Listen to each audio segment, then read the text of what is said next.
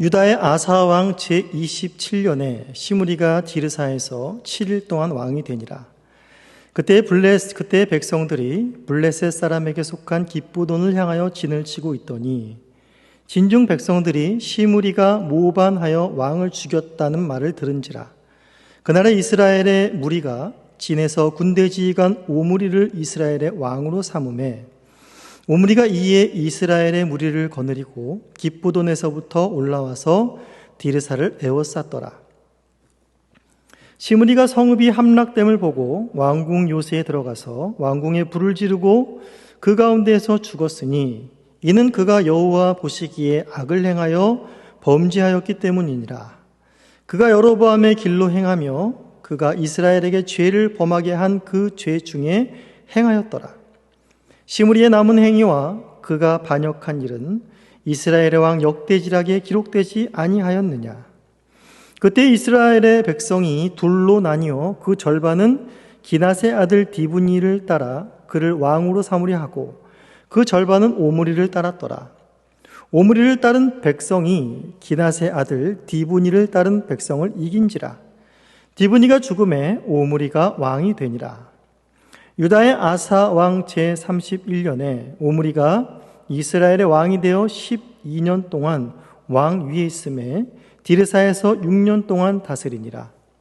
그가 은 2달란트로 세멜에게서 사마리아 산을 사고 그 산 위에 성읍을 건축하고 그 건축한 성읍 이름을 그 산 주인이었던 세멜의 이름을 따라 사마리아라 일컬었더라. 오므리가 여호와 보시기에 악을 행하되 그 전에 모든 사람보다 더욱 악하게 행하여 느바세 아들 여로보암의 모든 길로 행하며 그가 이스라엘에게 죄를 범하게 한 그 죄 중에 행하여 그들의 헛된 것들로 이스라엘의 하나님 여호와를 노하시게 하였더라. 오므리가 행한 그 남은 사적과 그가 부린 권세는 이스라엘 왕 역대지락에 기록되지 아니하였느냐. 오므리가 그의 조상들과 함께 잠에 사마리아에 장사되고 그의 아들 아합이 대신하여 왕이 되니라. 유다의 아사 왕 제38년에 오므리의 아들 아합이 이스라엘의 왕이 되니라.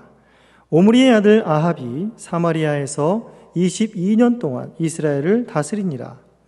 오므리의 아들 아합이 그의 이전의 모든 사람보다 여호와 보시기에 악을 더욱 행하여 느바세 아들 여로보암의 죄를 따라 행하는 것을 오히려 가볍게 여기며 시돈 사람의 왕 엣바알의 딸 이세벨을 아내로 삼고 가서 바알을 섬겨 예배하고 사마리아에 건축한 바알의 신전 안에 바알을 위하여 제단을 쌓으며 또 아세라상을 만들었으니 그는 그 이전에 이스라엘의 모든 왕보다 심히 이스라엘 하나님 여호와를 노하시게 하였더라.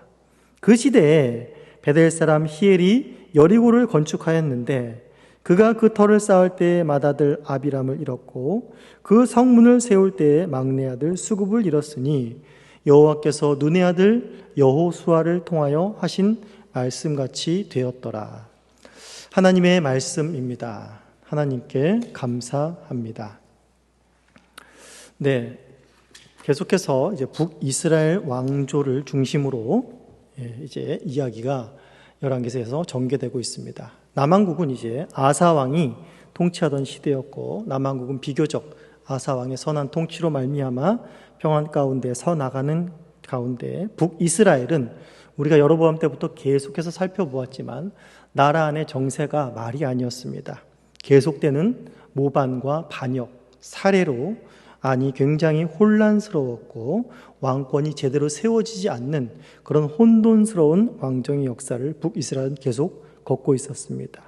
오늘 이제 북이스라엘의 세 왕이 나오게 됩니다. 시므리가 나오고 오므리가 나오고 아합이 나옵니다. 오므리 그 안에 디분이라는 또 하나의 장수가 나오는데 여기까지 보면 4명의 3파전이 이어지는 굉장히 치열한 왕권 다툼이 이루어집니다. 계속해서 왕권 다툼은 치열했지만 아마 오늘 본문 가운데서 그 왕권 다툼의 어떤 하이라이트, 그런 절정, 그런 치열함이 더 굉장히 크게 부각되는 것이 오늘 본문 가운데의 큰 특징이기도 합니다. 그렇다면 먼저 우리가 이제 시므리라는 왕이 왕이 되었는데 어떻게 왕이 되었는지. 시므리라는 왕은 남왕국, 북왕국 통틀어서 가장 짧게 통치를 한 왕입니다. 15절에 보시면 알겠지만 그의 통치 기간은 7일이라고 합니다. 7일은 사실 통치한 것도 아니라고 볼 수 있겠지요. 시므리가 어떻게 7일 동안 통치를 하게 되었는지 그 상황을 한번 보도록 하겠습니다. 시므리 역시 엘라라는 그 전 왕인 엘라라는 왕을 죽이고 모반을 하고 왕이 되었습니다. 엘라를 죽일 때에 그 북이스라엘 상황이 어떠했냐면 블레셋이라는 민족과 블레셋의 땅인 기브돈을 탈환하려고 싸우는 그런 대치 중인 상황 가운데 있었습니다. 이 기브돈은 우리가 이미 살펴본 바와 같이 열왕기상 15장 27절에서 나답 왕 때도 이 기브돈 땅을, 블레셋의 기브돈 땅을 빼앗으려고 그때도 대치 상황 가운데 또한 전쟁 상황 가운데 있었습니다. 그로부터 25년이 지난 지금 엘라 왕 때도 이 기브돈을 찾으려고 대치 상황 가운데 있었다라는 것이지요. 이렇게 본다면 블레셋 땅을 다시 탈환하는 것이 굉장히 쉬운 일이 아니었다라는 것을 알 수 있고, 탈환하지 못한 것에 있어서는 북이스라엘 왕정 안이 굉장히 혼돈스러웠고 왕권이 강하게 서지 못했다라는 것을 또한 엿볼 수가 있습니다. 이렇게 북이스라엘이 이제 다시금 블레셋 땅을 기브돈을 탈환하려고 하는 이 혼돈스러운 상황 가운데에 바로 시므리는 엘라 왕을 살해하고 왕이 되었던 것입니다. 그런데 순순히 왕이 된 것이 아니라 시므리에게는 우리 16절을 보시면 알겠지만 시므리에게는 군사력인 또한 백성들의 군사들과 백성들의 그런 지지를 많이 받지 못한 것 같습니다. 엘라 왕이 살해되었다는 소식을 듣고 백성들이 이제 그 블레셋과의 접전지 기브돈에서 바로 이제 대적하고 있는 오므리라는 장군을 왕으로 세워버립니다. 그러니까 이 시므리는 굉장히 어떻게 보면 경솔했던 것이죠. 왕이 되고자 하는 야욕 속에 판단이 굉장히 미스를 한 것이죠. 지혜롭지 못했던 것이죠. 자신의 세력이 충분히 확보되지 않은 상태에서 이런 일을 벌인 것입니다. 그래서 상대적으로 오므리라는 왕은 굉장히 많은 백성들과 또 군사들의 지지를 얻고 있었던 것 같습니다. 백성들이 스스로 나서서 오므리를 왕으로 추대했습니다. 왕으로 추대하고 이제 디르사라는 북이스라엘의 수도에 있는 바로 이제 시므리를 처단하려고 오므리와 군사들이 진군을 합니다. 오므리가 쳐들어온다는 소식을 듣고 시므리가 한 짓이 무엇입니까? 왕궁에 불을 지르고 자살을 하는 것입니다. 아무리 봐도 이제 자기에게 남은 것은 승산이 없다라는 것을 알게 된 것이죠. 그렇게 해서 이제 시므리의 7일 동안의 그런 왕이 된 것은 정말 허무하게 끝나버리고 마는 것입니다.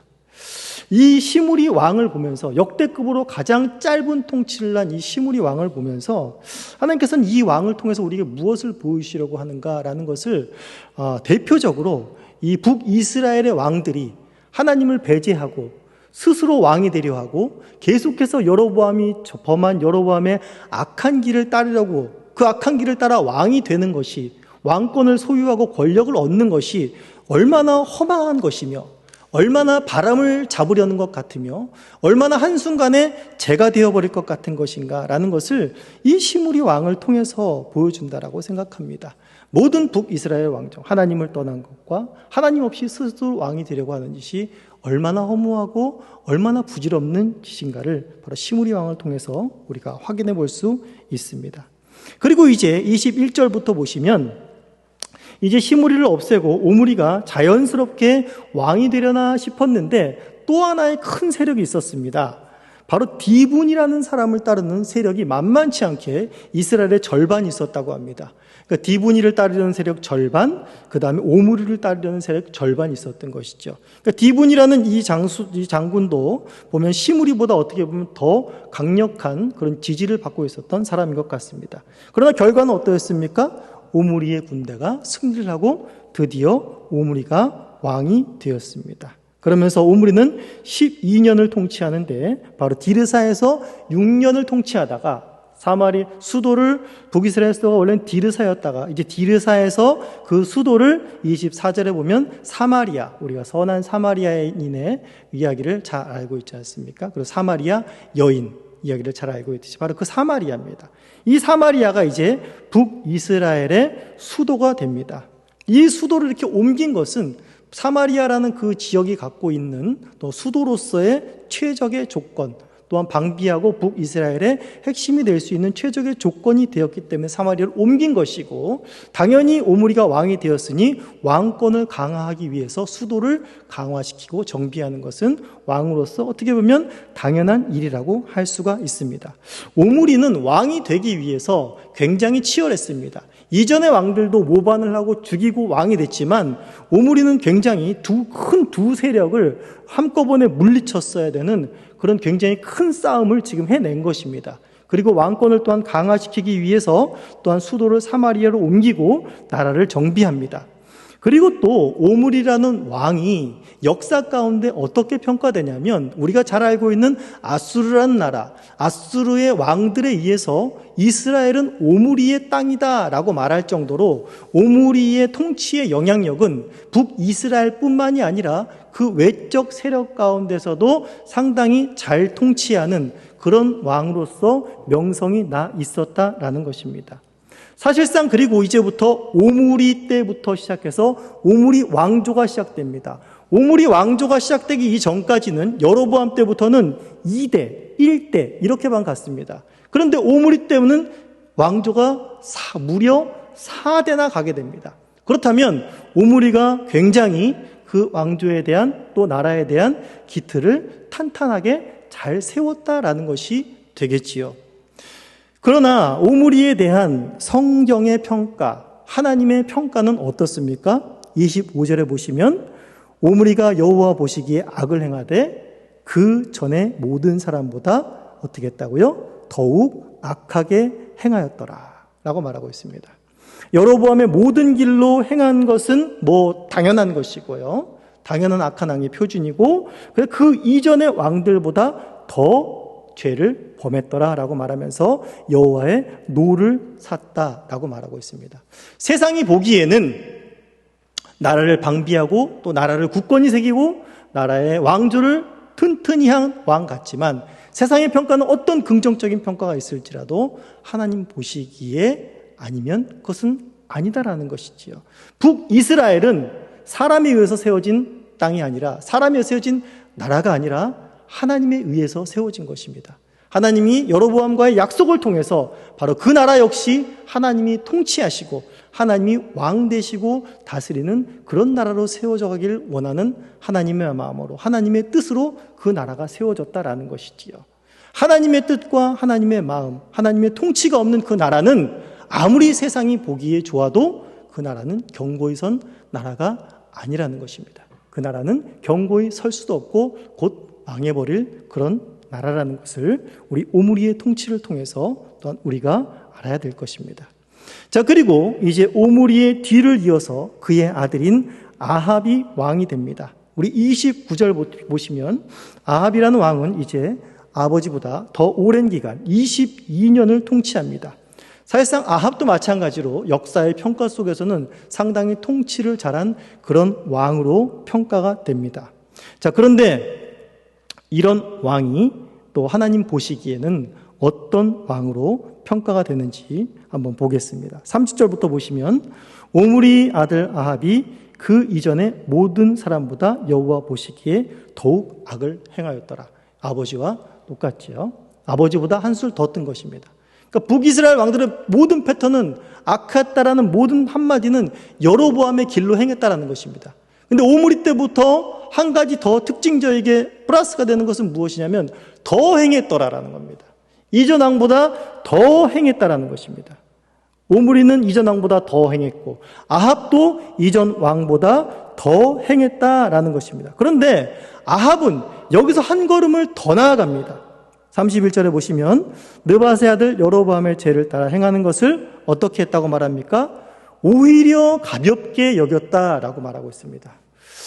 여로보암 정도, 여로보암이 이렇게 악하게 한 것인가? 여로보암 한 짓이 아합이 보기에는 좀 시시해 보인 겁니다. 이건 뭐 제대로 하려면 제대로 하지. 뭐 이거 금송아지를 섬기려면 금송아지를 섬기고 하나님을 섬기려면 하나님을 섬기지. 뭐 이도 아니고 저도 아니고 뭐냐. 아마 제가 아합 같이 악한 마음이었다면 그렇게 여긴 것 같습니다. 오히려 가볍게 여긴 것입니다. 왜 가볍게 여겼다고 말을 하고 있습니까? 그 사실 다음에 나옵니다. 시돈 사람의 왕 엣바알의 딸 이세벨을 아내로 삼고 가서 바알을 섬겨 예배했다라고 말합니다. 시돈의 공주인 이세벨과 결혼을 했습니다. 물론 정략적인 결혼이었겠죠. 시돈에 있는 그 나라와 또 솔로몬 때도 시돈과 두로와 이렇게 협약을 맺으면서 해상 무역과 이런 것으로 나라를 부강하게 했었죠. 마찬가지로 정략적인 결혼이었겠지만은 영적인 그 의미로는 어떤 것입니까? 바로 바알을 섬겨 이제 예배하는 곳이 되었습니다. 이 금송아지가 여로보암이 했던 것처럼 이 금송아지에 하나님이 임하십니다라는 것이 아니라 그냥 바꿔버린 겁니다. 싹 되편해버린 것입니다. 하나로 통일을 분명하게 하자. 이 아합은 분명한 사람인 것입니다. 우리 바알 섬기자. 야, 바알 좋더라. 시돈을 섬기는 내 부인 이세벨이 섬기는 이 바알 너무 좋더라. 이제 바알을 섬기자. 그러면서 사마리아에 건축한 바알 신전 안에서 바알의 제단을 쌓습니다. 그리고 또한 아세라상을 동시에 만들어버립니다. 그리고 이전에 모든 왕보다 심히 이스라엘 하나님을 여호와를 노엽게 하였더라라고 말하는 것입니다. 이제 아합 시대는 분명한 시대가 됐습니다. 우리가 무엇을 섬기는 나라냐? 북이스라엘은 이제 어설프게 하나님을 섬기는 나라가 아니라 우리는 이제 바알을 섬기는 나라다. 바알이 하나님이다 라는 것이 천명된 것이 바로 이 아합의 시대라는 것입니다. 굉장히 악의 견고한 진이 세워진 것이지요. 그러면서 이제 34절에서 더 아합의 적극적인 악한 모습이 나타납니다. 그 시대에 또 무슨 일이 있었습니까? 34절에 보시면 베델 사람 히엘이 여리고를 건축했다라고 말합니다. 여리고는 우리가 너무나 잘 알고 있지 않습니까? 하나님께서 가나안 땅에 들어갔을 때 요단강을 가르고 들어갔던 첫 성, 굉장히 견고한 성이었습니다. 이스라엘이 힘으로 이길 수 없는 그 성을 하나님의 말씀에 순종함으로 말미암아 하나님이 무너뜨린 그 성입니다. 하나님께서 여호수아 6장 26절에서 여호수아를 통해서 이 성을 다시 수축하지 말라고 말합니다. 다시 수축하는 자에게 저주가 임할 것을 여호수아를 통해서 예언하셨습니다. 그런데 이걸 지금 다시 건축하는 겁니다. 여기서 히엘이 여리고를 건축했다라고 하는데 히엘 개인이 여리고성을 건축하지 않았지요. 바로 아합이 히엘을 통해서 건축을 하게 한 것입니다. 여리고를 건축한 데 있어서는 요단강을 건너서 가나안 첫 접경이기 때문에 그것을 방비한다는 것은 어떻게 보면은 외세로부터 침략에 대한 방어용이기도 합니다.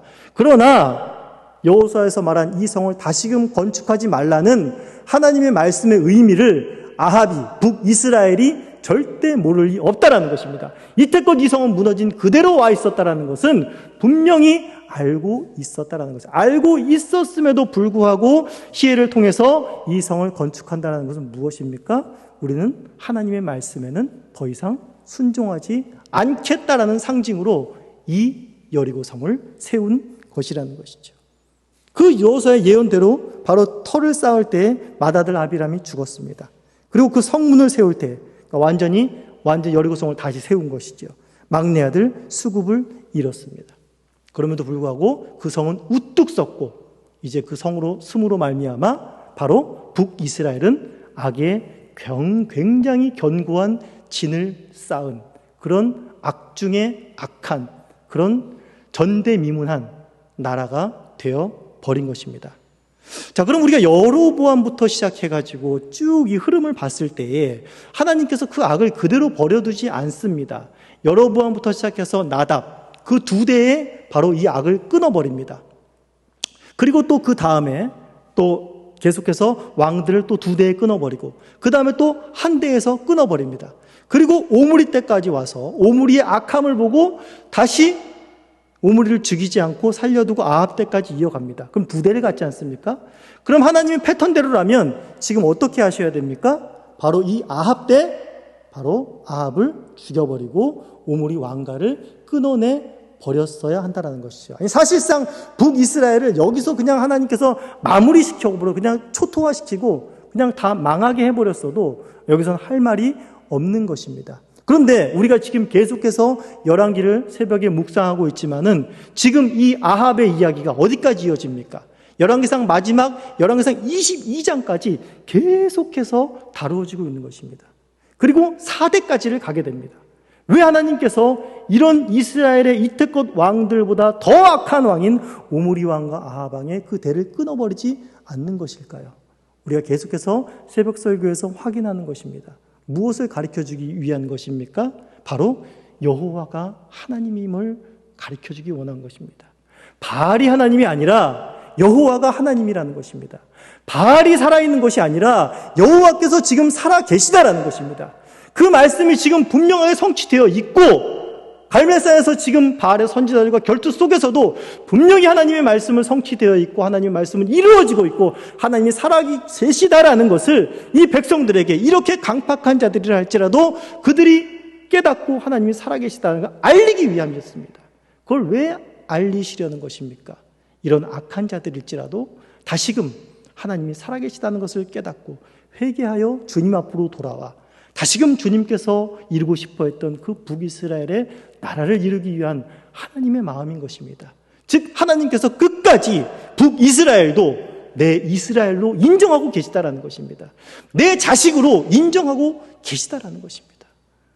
우리가 어린아이들을 보면요, 아이들이 가끔 부모님을 헷갈려합니다. 우리 교회 아이들도요, 굉장히 어린 아이들은 내 아빠, 엄마가 잠깐 헷갈리는 아이들이 있습니다. 그리고 다리만 보다가 이렇게 남이 아빠, 남이 엄마 다리를 잡고 있는 애들이 있습니다. 그리고 나서 위로 얼굴을 보면 자기 엄마 아닌 것을 보고 옮겨가고 그런 모습을 봅니다. 그때 부모님들이 가장 많이 하는 게 뭡니까? 엄마, 아빠를 계속 가르쳐주는 거예요. 내가 네 엄마, 아빠다. 내가 네 엄마, 아빠다라는 것을 어릴 때, 분별하지 못할 때는 계속 가르쳐주는 것입니다. 하나님의 마음이 이것인데 사실은 지금 아합은 이 정도가 아니지요. 아합은 분별을 못하는 것이 아니라 아합은 분명히 하나님께서 북이스라엘을 세웠다는 것을 아는 자이고 그리고 많은 역사 속에서 지금 이 지금 여리고성을 세우는 이 사건 속에서 히엘의 아들이 죽는 것을 보아서도 하나님께서 살아계시다라는 것을 분명히 아는 것입니다. 이런 자임에도 불구하고 하나님께서는 끝까지 하나님이 살아계시다. 바알은 죽었다. 바알은 살아있는 신이 아니다. 라는 것을 계속해서 가르쳐주는 것입니다. 끝까지 너희가 내 이스라엘임을, 내 자녀임을 내게로 돌아오기를 원하는 그런 간절한 하나님의 마음. 굉장히 어둠 깊은 곳에서 그 빛이 더욱더 환하게 활활 타오르고 있는 것입니다. 그 빛 앞으로 무릎을 꿇고 심령에 통회하며 하나님 앞으로 돌아와야 하는 것이 바로 아합이고 북이스라엘 백성들이었다라는 것입니다. 그러나 우리가 계속해서 묵상하고 있지만 끝끝내 돌아오지 않는 이러한 강팍함이 북이스라엘의 이 오므리 왕족 가운데 아합에게 있었다라는 것을 우리는 확인해 볼 수 있습니다. 우리도 역시 마찬가지로 아합처럼 하나님이 어떠한 것을 보인다 할지라도 우리 흔히 하나님 믿지 않는 사람들이 그런 말 하지 않습니까? 하나님이 살아계시다면 한번 보여봐라. 한번 증거를 대봐라. 그럼 내가 믿겠다. 라고 말하지만 이것처럼 거짓말은 없습니다. 하나님이 어떤 증거를 보인다 할지라도 인간이 그 증거를 보고 돌아올 사람은 없는 것입니다. 인간의 마음이 그만큼 죄악되고 그 죄악된 뿌리가 그만큼 깊다라는 것입니다. 자기가 이성으로 판단하여서 이 정도 됐으니까 하나님이 살아계시면 맞겠구나 라고 판단하여서 돌아올 수 있는 사람은 단 한 사람도 없다라는 것입니다. 그렇다면 예수님이 십자가에 돌아가실 필요가 없지요. 예수님의 그 강론을 듣고서 돌아오고 예수님의 기적을 통해서 돌아왔어야지요. 그러나 누가 돌아왔습니까? 그의 제자들도 돌아오지 않았습니다. 결국에는 예수 그리스도의 십자가의 은혜만이, 그 대속의 공로만이 바로 우리를 주님 앞으로 돌아오게 한 것입니다. 오늘 우리 이 시간에 말씀을 기억하시면서 우리가 어떻게 주님 앞으로 돌아와 이 시간에 주님 앞에 기도할 수 있는가? 이것이 얼마나 놀라운 특권인가? 라는 것을 다시 한번 생각하시면서 하나님 앞에 감사로 기도하시고 우리 개인의 또한 기도를 주님 앞에 드리시도록 하겠습니다.